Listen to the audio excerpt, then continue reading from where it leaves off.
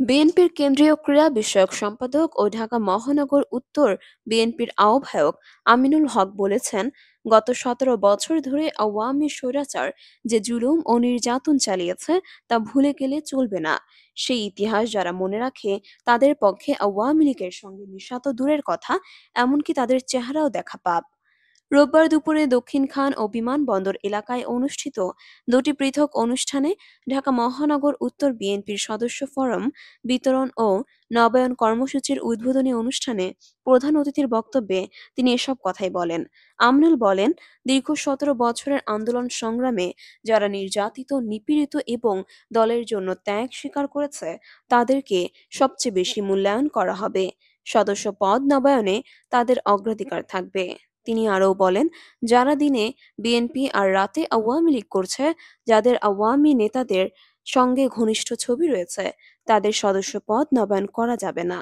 আমিনুল হক অভিযোগ করে বলেন, অন্তর্বর্তী সরকার দায়িত্ব নেওয়ার পর দ্রুত নির্বাচনের আশা করা হলেও দেশি বিদেশি ষড়যন্ত্রে তা বিলম্বিত হচ্ছে। আওয়ামী প্রেতাত্মারা নির্বাচন ঠেকাতে এখনো তৎপর।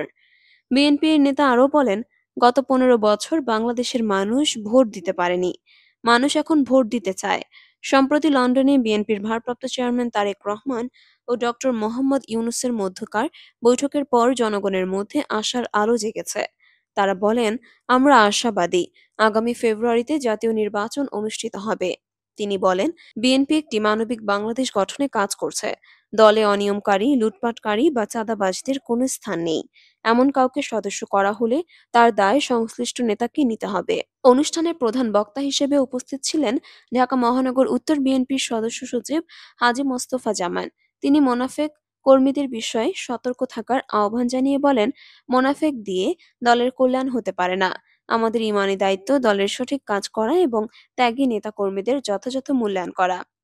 দক্ষিণকান থানা বিএনপির ভারপ্রাপ্ত আহ্বায়ক হিলাল তালুকদার এবং বিমানবন্দর থানা বিএনপির আহ্বায়ক মনির হোসেন ভূঁইয়ার সভাপতিত্বে ও দক্ষিণকান থানা বিএনপির যুগ্ম আহ্বায়ক আমরুল ইসলাম বাবলু ও বিমানবন্দর থানা বিএনপির যুগ্ম আহ্বায়ক দেলোয়ার হোসেন দিলুর সঞ্চালনায় বক্তব্য দেন মহানগর উত্তর বিএনপি যুগ্ম আহ্বায়ক Mostafizur Rahman Segun, S M Jahangir Hossain, A B M Razzak, Akhtar Hossain, M Kafil Uddin Ahmed, Mohammad Afazuddin, উত্তর বিএনপি সদস্য আলী আকবর আলী, মোতালেব হোসেন রতন, হাফিজুর হাসান শুভ্র, রফিকুল ইসলাম খান, মনুর ইসলাম রাহিমি প্রমুখ।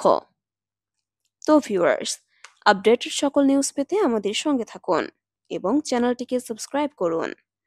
মারিয়াম মিম, ওয়ার্ল্ড ভিউজ।